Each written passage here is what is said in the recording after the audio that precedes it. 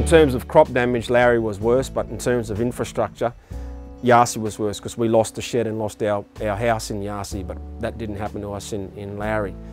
Before the cyclone, we and some other growers around the district cut the heads of the trees off, so that would make the tree less prone to the wind, and it'll regrow again. The tree won't be as strong, the bunch won't be as big, but at least it gave us some fruit to market. We could have probably done more, but we hadn't seen if that was going to work, and now after being through it and doing it once, we'd probably do more next time. It was really just for us a trial to see if that was going to work.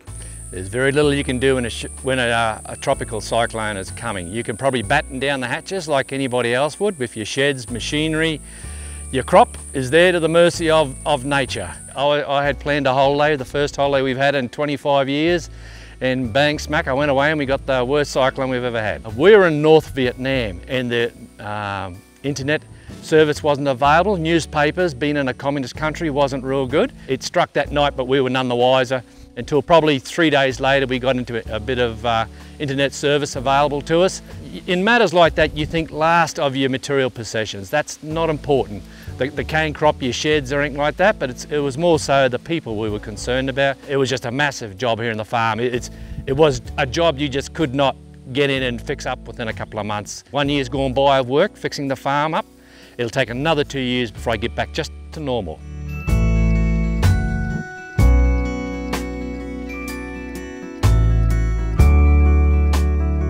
You know, I'd expected to see the crops, because I'd seen that in Larry, but seeing the shed and house like that was just gut-wrenching. Yeah, I'll never forget that feeling. That was a feeling of, it was just shock.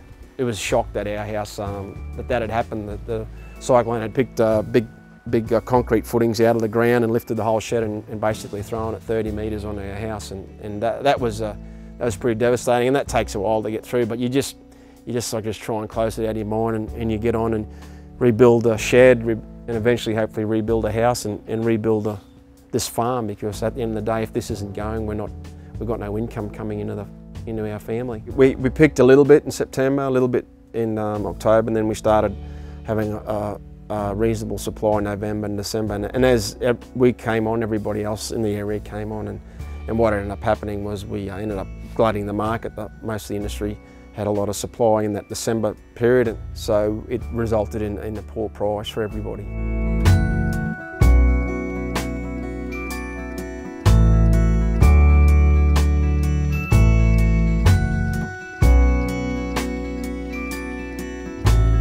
It's amazing. Is it country people? Is it just a small community that makes people pull together? I'm not real sure.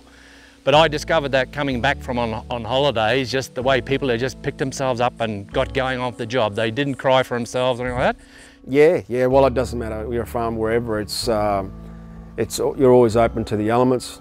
It seems like you're either getting too much rain or not enough rain, or not enough sun, or it's too hot or it's too cold, or you get those sorts of storms that can cause damage. That's just the way farming is. You've got to learn to accept it and deal with it as best you can, I guess.